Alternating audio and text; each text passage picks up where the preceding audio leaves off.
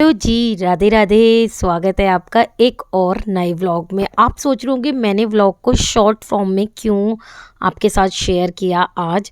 मैंने ना डिसाइड किया था कि मैं अब शॉर्ट ही व्लॉग डालूँगी, यानी कि मिनी व्लॉग।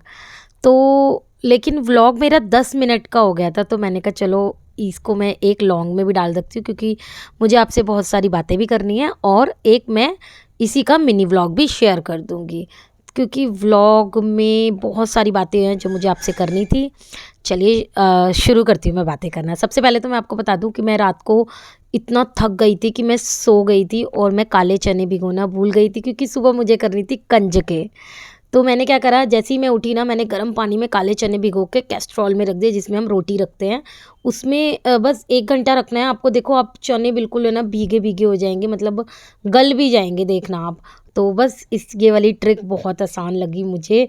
अगर आप काले चने भिगोना भूल गए हो, तो एक अगर आपके पास 1-2 घंटा है तो ही वो हो पाएगा, बिल्कुल इंस्टेंट नहीं बन पाएँगे। तो इस तरीके से मैंने काले चने बॉयल कर दिए थे। फिर मैंने बेसन और सूजी का हलवा बनाया था। सूजी जैसे 1 कटोरी ली थी, तो बेसन मैंने आधा कटोरी लिया था, इस तरीके से। उसके बाद मैंने ड्राई फ्रूट डाले, इलायची डाली थी इसमें, और नारियल भी डाला था, गोला जो होता है ना, घिस कर डाला था। और इसमें 1 कटोरी अगर आपने सूजी ली है तो 1 कटोरी ही चीनी लीजिए, इसका मेज़रमेंट बहुत अच्छा रहता है। और अगर 1 कटोरी सूजी है तो 1 कटोरी ही घी लेना है और 3 कटोरी पानी लेना है, दैट्स इट। 1 कटोरी का मेज़रमेंट लेके जो भी आप लेते हैं। इसके बाद मैंने काले चने बनाए मसाले वाले, टेस्टी टेस्टी।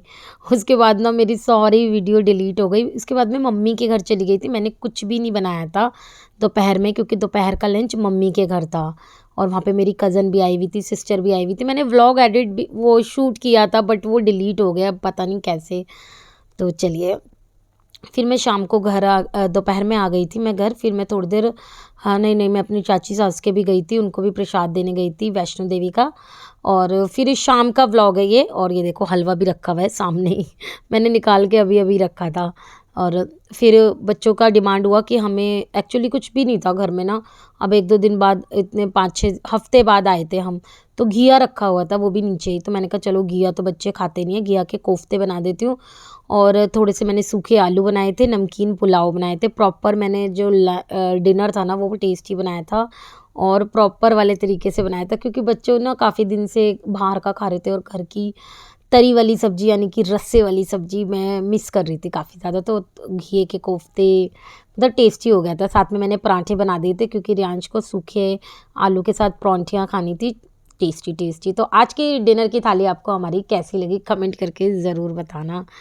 और आप लोगों ने क्या-क्या बनाया? अच्छा, आप लोगों ने मेरे व्लॉग देखे जो मैं वैष्णो देवी घूमने गई थी?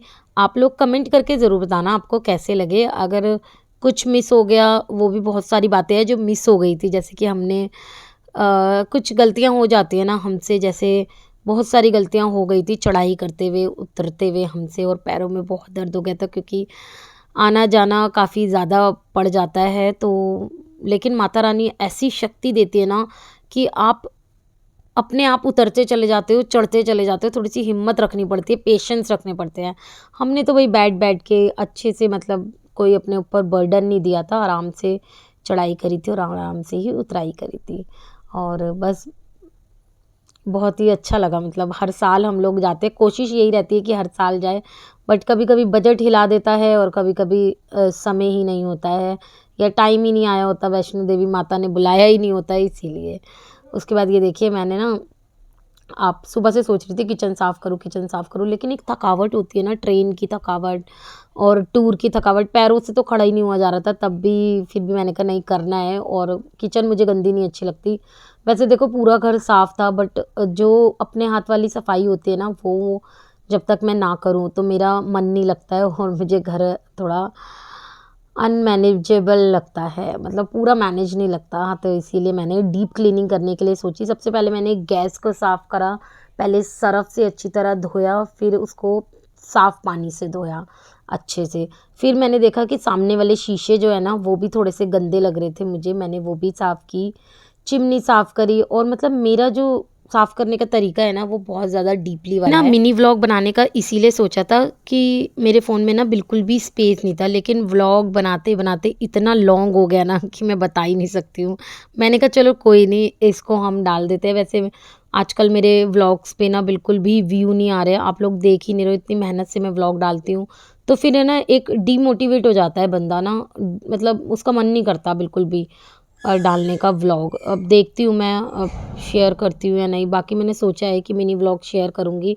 बाकी जो पिछले व्लॉग है उनको बस एडिट करके आप तक पहुँचा दूँ।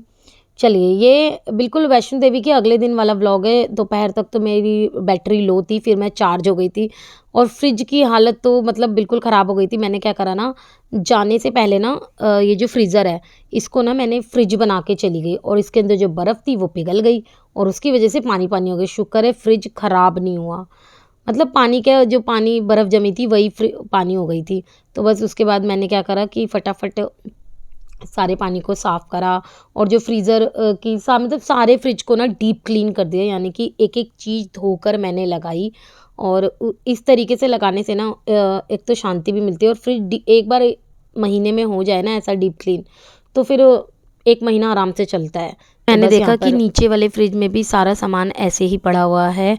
कुछ सामान फेंकने वाला था, कुछ ख़राब हो गया था, तो वो सब चीज़ें देखो फ्रिज की हालत तो आप देख ही सकते हो कि एक-एक चीज़ पहले मैंने सोचा कि ना ऐसे ही कर देती हूँ, फिर मैंने देखा नहीं, फ्रिज की हालत बड़ी ख़राब हो रही है, तो मैं इसको डीप क्लीन ही कर देती हूँ। तो फिर मैंने ये सब्जियों वाली बकेट निकाली और इसको सर्फ़ से अच्छी तरह क्लीन करा।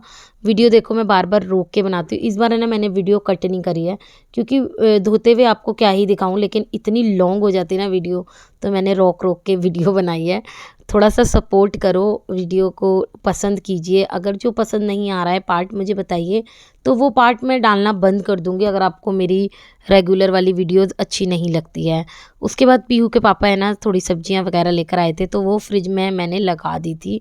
क्योंकि देखो अब घर आ गए हैं, सब्जियाँ तो देखो चाहिए। फिर ये जो मिर्ची वग़ैरह थी ना, मिर्च, अदरक और ये सब चीज़ें मैं साफ़ करके रखूँगी, तो इसको मैंने अभी नहीं रखा था।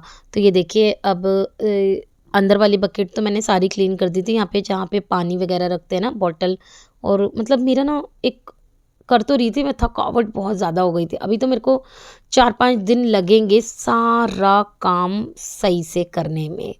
तो व्लॉग थोड़े से लेट चल रहे हैं, बट सारे व्लॉग आप तक ज़रूर पहुँचाऊँगी। ये देखिए फ्रिज का फाइनल लुक। वॉव! ऐसा लग रहा है जैसे मैंने नया फ्रिज खरीदा है अभी, इतना साफ़ और इतना सुंदर।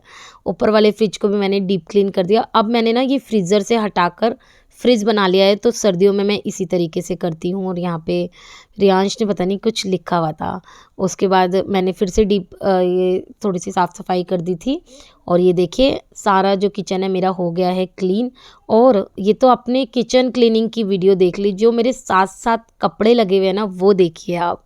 इतने कपड़े धोए ना मैंने, मतलब सूखने की जगह ही नहीं थी। ये लास्ट वाला मैंने कहा अब नहीं धोऊँगी इसके बाद मैं कल धोऊँगी। कपड़े अभी तक मेरे धुल रहे हैं जब मैं व्लॉगिंग की एडिटिंग कर रही हूँ। जब से मेरे कपड़े अभी तक धुल ही रहे हैं और पता नहीं कब तक धुलते रहेंगे, क्योंकि अभी मैं मशीन वाले धुले हैं, अभी हाथ वाले भी धुलने बाकी हैं। तो चलिए, ये था मेरा आज का छोटा-सा व्लॉग। आप लोगों को कैसा लगा कमेंट करके ज़रूर बताना। मिलती हूँ कल के व्लॉग में, तब तक के लिए बाय बाय, राधे राधे, जय माता दी सभी को। और कल तो बच्चों को स्कूल भी जाना है। मिलती हूँ मॉर्निंग व्लॉग में।